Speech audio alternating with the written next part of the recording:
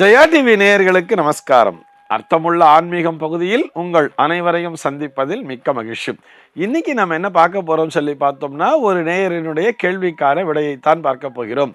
அவர் என்ன கேட்கிறான்னு சொல்லி பார்த்தோம்னா, சாம்பிராணி, ஊதுவத்தி போன்றவைகளை லக்ஷ்மி தேவிக்கு உகந்ததாக சொல்கிறார்களே, இதற்கான காரணம் என்ன என்பதுதான் அவருடைய கேள்வியாக அமைந்திருக்கிறது.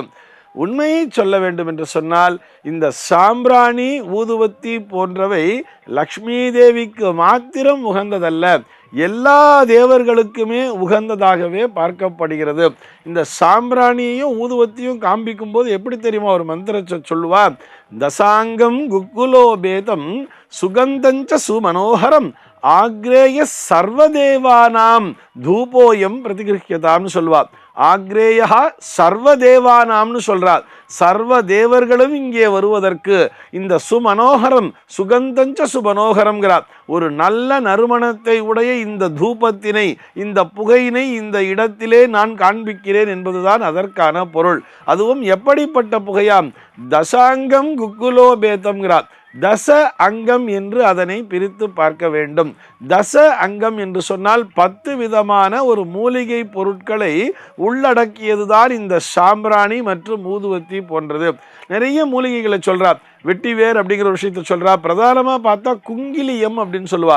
இந்த குங்கிலியம், கிச்சிலிக்கிழங்கு, இது போக சந்தனம், நாட்டு சர்க்கரை இப்படிங்கிற விஷயங்கள் எல்லாத்தையும் ஒன்றாக சேர்த்து தான் இந்த 10 விதமான மூலிகைகளை ஒன்றாக சேர்த்து தசாங்க பொடி அப்படிங்கிற மாதிரி சொல்லுவா.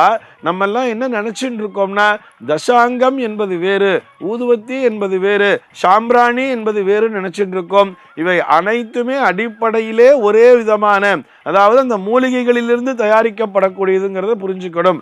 அந்த குங்கிலியம் அப்படிங்கிற ஒரு பிரதானமான ஒரு மூலிகையிலிருந்து தான் இந்த சாம்பிராணி என்பதே எடுக்கப்படுகிறது. அதிலே கருப்பு குங்கிலியம், வெள்ளை குங்கிலியம் எல்லாம் இருக்கும். அதனை சுத்தப்படுத்தி பக்குவப்படுத்தி நமக்கு சாம்பிராணி என்ற பெயரிலே தருவார்கள். மட்டி பால் அப்படின்னு சொல்லுவார். அந்த பாலையும் சற்று கலந்து இந்த சாம்பிராணியை நமக்கு கொடுக்கிறார். அதிலிருந்து, அந்த மூலப்பொருட்களிலிருந்து தான் இந்த ஊதுவத்தி என்பதும் தயாரிக்கப்படுகிறது. இந்த புகைகளினுடைய மகத்துவம் என்னன்னு சொன்னால், அங்கிருக்கக்கூடிய எதிர்மறை சக்திகளை விரட்டக்கூடிய தன்மை பெற்றதுங்கிறத புரிஞ்சுக்கணும். இந்த புகைகளின் மூலமாக அங்கே எழுப்பக்கூடிய அந்த நறுமணத்தின் மூலமாக அந்த எதிர்மறை சக்திகள் அங்கிருந்து காணாமல் போகிறதுன்னு சொல்றார். நம்ம இப்படி வேணா புரிஞ்சுக்கலாமே.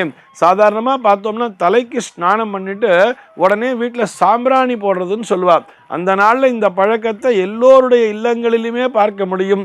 இன்னமும் கூட இந்த கிராமப்புறங்களிலே வைத்திருப்பார்கள். இந்த பெண்கள் எல்லோரும் பார்த்தோம்னா நல்லா தலைக்கு எண்ணெய் தேய்ச்சி ஸ்நானத்தை பண்ணிட்டு, அதுக்கப்புறம் பார்த்தோம்னா தலையை நல்லா காய வச்சுட்டு இந்த குமுட்டி அடுப்புன்னு சொல்லுவாள், அந்த அடுப்பில் கொண்டு வந்து இந்த சாம்பிராணியை போட்டு மேலே ஒரு கூடை மாதிரி ஒன்றை கவுத்து அது நிறைய அப்படியே தலைமுடியை அப்படியே வச்சுண்டு அவள் அப்படியே தலைமுடியை காமிப்பா. தெரியுமா எதற்காக அப்படிங்கிறத யோசிக்கணும். அதே மாதிரி இந்த பிரசவித்த குழந்தைகளுக்கும் கூட, அதாவது இந்த குழந்தைகளை பிரசவித்திருக்கும் பொழுது அந்த தாய்மார்களுக்கும் சரி, அந்த குழந்தைகளையும் சரி குளிப்பாட்டி விட்டு இந்த சாம்பிராணியை போட்டு அதில் காமிப்பார். எதுக்காகன்னு சொன்னால், இந்த புதிதாக பிரசவித்த அந்த தாயாருக்கும் சரி, அந்த குழந்தைக்கும் சரி எதிர்ப்பு சக்தி என்பது குறைவாக இருக்கும். அவர்கள் மேல் இந்த கிருமிகள் எளிதில் ஒட்டி கொள்ளும் அப்படின்னு சொல்றார். வெளியிலே சுற்றி கொண்டிருக்கின்ற, இப்போ நம்ம சாதாரணமாக பேசிட்டு இருக்கும் பொழுதே இங்கேயே நம்மளை சுற்றி நிறைய கிருமிகள் அப்படிங்கிறது, கண்ணுக்கு தெரியாத கிருமிகள் என்பது இந்த காற்றிலே பரவித்தான் இருக்கும். அந்த கிருமிகள் இந்த பிறந்த குழந்தையையோ அல்லது அந்த தாயாரையோ பாதித்து விடக்கூடாது என்பதற்காகத்தான் இந்த சாம்பிராணி புகையை அங்கே போடுகிறார்கள். அந்த சாம்பிராணி புகையை இவர்கள் உள்வாங்கிக் கொள்ளும் பொழுது அந்த கிருமிகளிலிருந்து இவர்கள் பாதுகாக்கப்படுகிறார்கள். நச்சு கிருமிகள்னு சொல்றா இல்லையா, அந்த எதிர்மறை சக்திகள்னு நம்ம அதை பிரித்து பார்க்கிறோம். அறிவியல் ரீதியாக பார்க்கும் பொழுது இந்த பாக்டீரியா, வைரஸ் போன்ற கிருமிகளை சொல்லலாம்.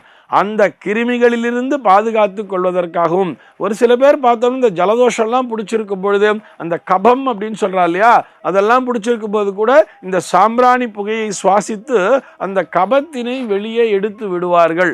ஆக இது நோய் எதிர்ப்பு தன்மையை தருகிறது. கிருமிகளிடமிருந்து நம்மை பாதுகாக்கிறது.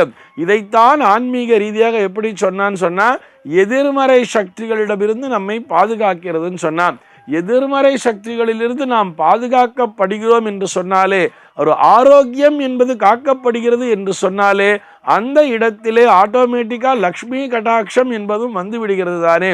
இதை முன்னிறுத்தித்தான் வெள்ளிக்கிழமை தோறுமாவது அவசியம் வீட்டிலே சாம்பிராணியை போட வேண்டும்னு சொன்னான். அந்த வெள்ளிக்கிழமை நமக்கு அந்த லக்ஷ்மி கடாட்சம் இதையெல்லாம் அந்த கம்பைன் பண்ணி பார்க்கும் பொழுது அந்த நேரத்தில் மட்டுமாவது நம்ம வீட்டில் அந்த சாம்பிராணி அப்படிங்கிறத போடணும் இல்லையா. ஆனால் இன்றைக்கு என்ன ஆயிடுதுன்னு சொல்லி பார்த்தோம்னா, இந்த சாம்பிராணி போடுவதையே நாம் மறந்து விட்டோம். எதனாலன்னு சொல்லி பார்த்தோம்னா, அந்த நெருப்புங்கிறது நமக்கு கிடைக்காம போகிறது, அந்த குமுட்டி அடுப்பு அந்த கறிங்கிறதெல்லாம் இல்லாததுனால நம்ம சாம்பிராணிங்கிற விஷயத்தையே மறந்து போயிட்டோம். மீண்டும் அந்த சாம்பிராணி போடுகின்ற பழக்கத்தினை நாம் கொண்டு வந்தோமே ஆகில் இந்த உடல் ஆரோக்கியம் என்பது காக்கப்படும். உங்களுடைய இல்லங்களிலே நிச்சயமாக லக்ஷ்மி கடாட்சம் என்பது பெருகும். சர்வே ஜனாஹ சுகினோ பவந்து.